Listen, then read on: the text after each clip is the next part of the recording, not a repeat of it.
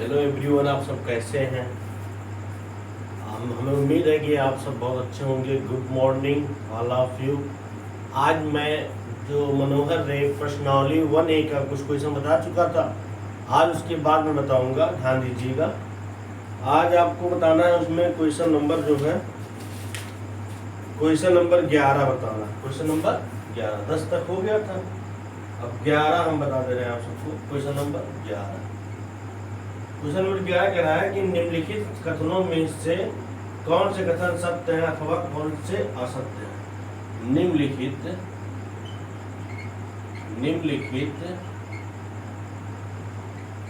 कथनों में से कौन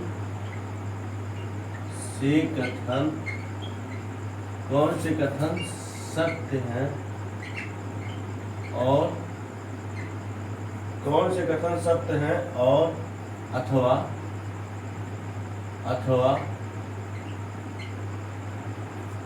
कौन से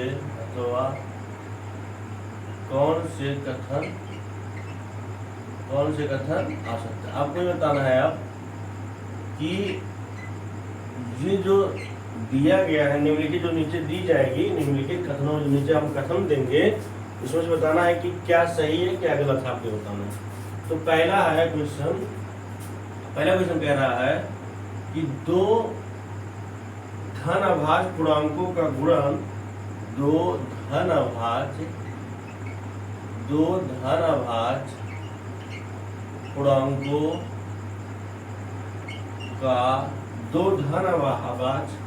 पूर्णांकों का गुणन सदैव अभाज्य होता है,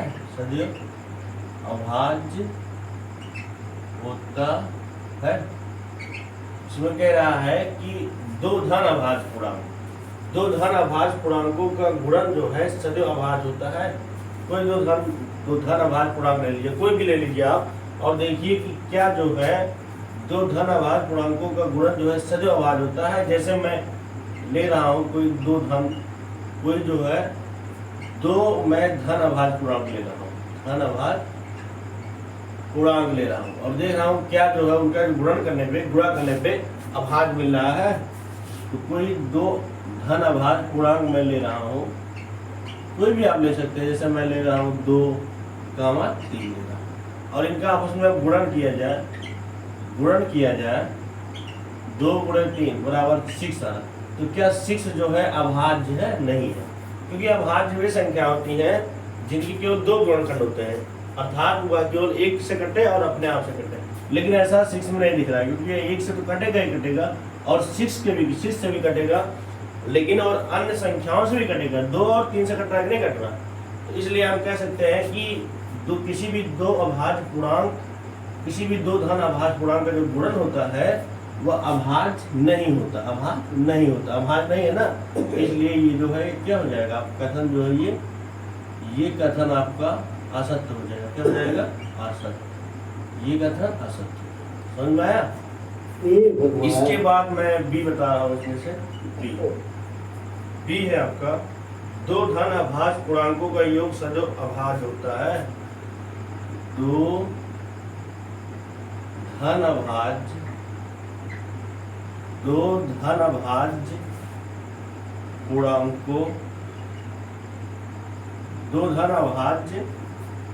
पूर्णांकों का योग, दो धन अभाज्य पूर्णांकों का योग सदैव अभाज्य होता है। देखना है कि दो धन अभाज्य पूर्णांकों का योग सदैव अभाज्य होता है। कोई भी दो धन अभाज्य पूर्णांक ले लीजिए और उनका योग देखिए क्या सदैव अभाज्य होगा। जैसे आप कोई भी दो धन अभाज्य पूर्णांक ले लीजिए और उनका योग देखिए क्या जो है सदैव हमेशा जो है अभाज्य होता है। जैसे मैं ले रहा हूँ 3 ले रहा हूँ, एक जो है धन अभाज्य पूर्णांक 3 ले रहा हूँ और एक 5 ले रहा हूँ। अब इनका मैं योग कर रहा हूँ, तो योग करने पे हमें मिलेगा 3 + 5 = 8 मिलेगा। तो क्या ये 8 अभाज्य है? नहीं है। तो हम नहीं कह सकते हैं कि कोई भी धन अभाज्य कोई दो धन अभाज्य पूर्णांकों का योग सदैव अभाज्य होता है। क्या ऐसा कंडीशन इसमें मिला? नहीं, क्योंकि 3 और 5 में अगर आप 3 और 5 को आपस में जोड़ेंगे तो 8 मिलेगा। ये दोनों धन अभाज्य पूर्णांक है, लेकिन इनका योग जो है ये धन अभाज्य पूर्णांक नहीं आ रहा है, तो हम कह सकते हैं कि दो धन अभाज्य पूर्णांकों का योग सदैव अभाज्य नहीं होता। ये आपका हो जाएगा असत्य। क्या हो जाएगा? असत्य। इसके बाद सी है, इसमें सी है, यदि ए और बी कोई दो ऋण पूर्णांक है, यदि ए और बी कोई दो ऋण पूर्णांक, यदि ए और बी कोई दो ऋण पूर्णांक है, यदि ए और बी कोई दो ऋण पूर्णांक है, ये दोनों क्या है? ऋण पूर्णांक है, तब ए प्लस बी भी सदैव एक ऋण पूर्णांक होगा, तब ए प्लस बी भी सदैव ऋण पूर्णांक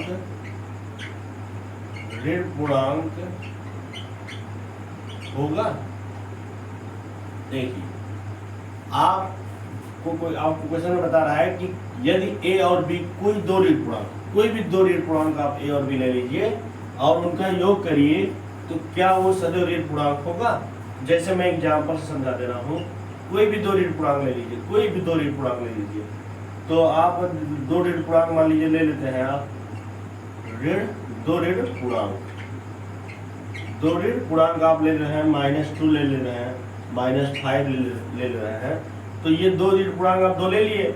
अब इनका योग करिए, इनका जब आपस में योग करेंगे तो क्या जो है वो आप ही ऋण पूर्णांक आ रहा है। अब इन दोनों का योग करना, क्या करना है? इन दोनों का योग करना है।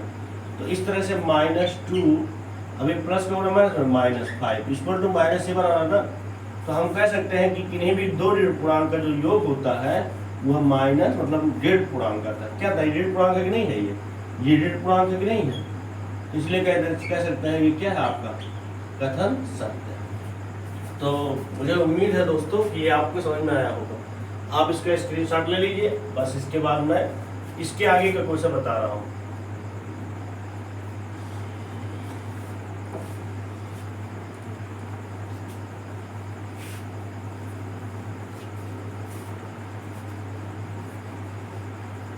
देखिए, डॉक्टर एपीजे अब्दुल कलाम जी अपने शब्दों में कहे हैं कि यदि सूरज की तरह चमकना चाहते हो तो पहले सूरज की तरह तपना पड़ेगा।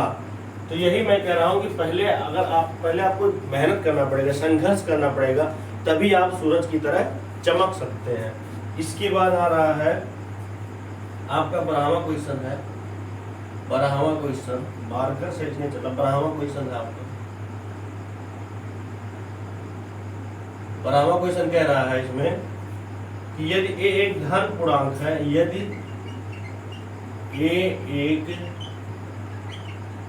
धन पूर्णांक है, यदि ए एक धन पूर्णांक है और बी एक विषम धन पूर्णांक है, यदि ए एक धन पूर्णांक है तो दिखाइए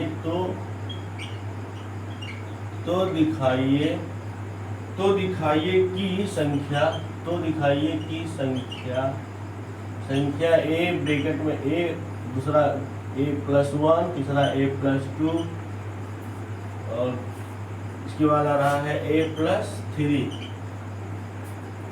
यदि a एक धन पूर्णांक है तो दिखाइए कि a ब्रैकेट में a+1, a+2, a+3 संख्या 24 से पूर्णतया विभाजित होगी।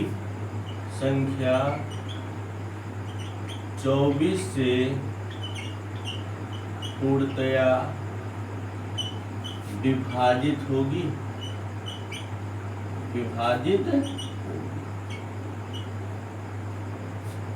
यदि ए एक धन पूर्णांक क्या है, ए जो है आपका एक धन पूर्णांक है, तो दिखाइए कि संख्या ए ब्रैकेट में a+1, a+2, a+3 संख्या 24 से पूर्णतः विभाजित होगी। इसका सॉल्यूशन देख लीजिए आप सब। सॉल्यूशन सॉल्यूशन जिसे हम कहते हैं हल कहते हैं। क्या कहते हैं?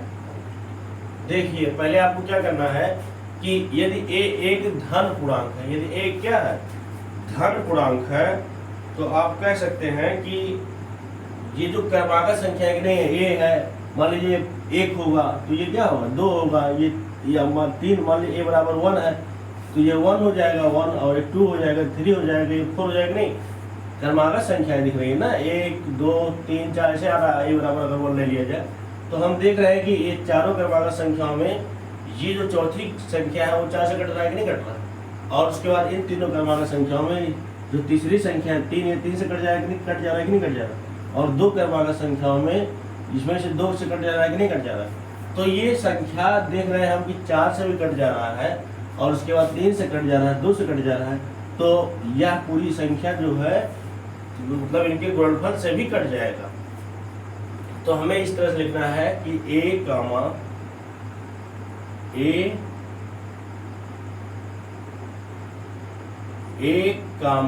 a plus 1 comma a plus 2 और a प्लस 3 4 क्रमागत संख्या है। कितनी क्रमागत संख्या है? 4 क्रमागत धन पूर्णांक, 4 क्रमागत धन पूर्णांक, 4 क्रमागत धन पूर्णांक है। समझ में आया?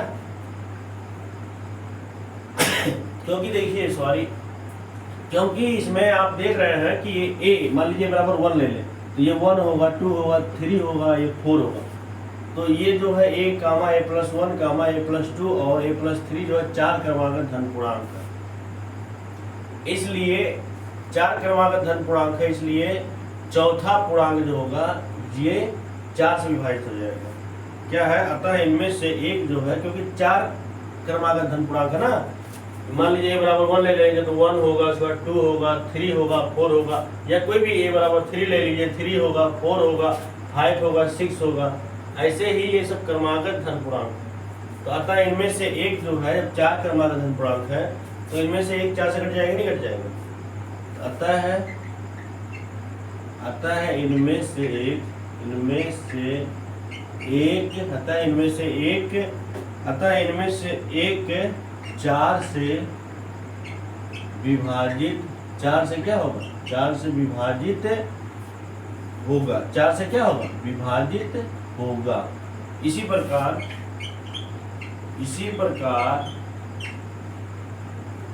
प्रकार आप कह सकते हैं, इसी प्रकार तीन क्रमागत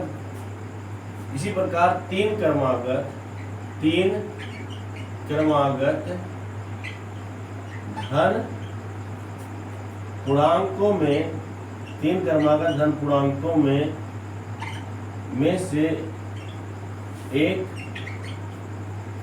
3 से भी विभाजित होगा, 3 से भी विभाजित होगा,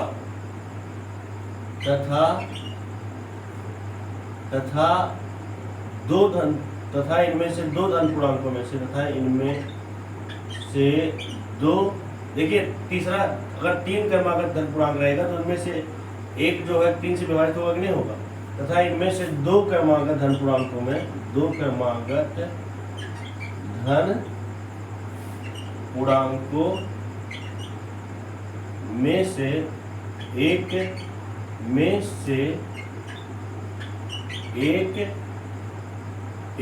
2 से विभाजित होगा, 2 से